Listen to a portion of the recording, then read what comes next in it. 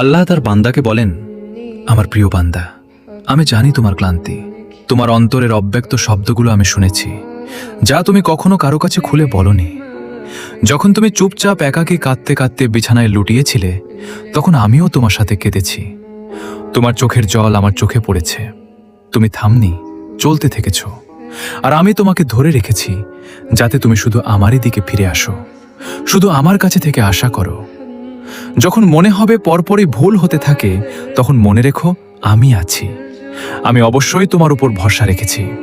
হয়তো তোমার মন দুর্বল হবে, তবুও তোমার সেই ঈমান আমাকে টানে। তুমি যতই শান্ত থাকো, আমি ততই তোমার কাছাকাছি আছি। শুধু একটু ধৈর্য ধরো, একটু বিশ্বাস রেখো। আমি তোমার অন্তরে এমন শান্তি দেব যা ভাষায় বলা যাবে না, কারণ আমি কখনো আমার বান্দাকে একা ছাড়ি না।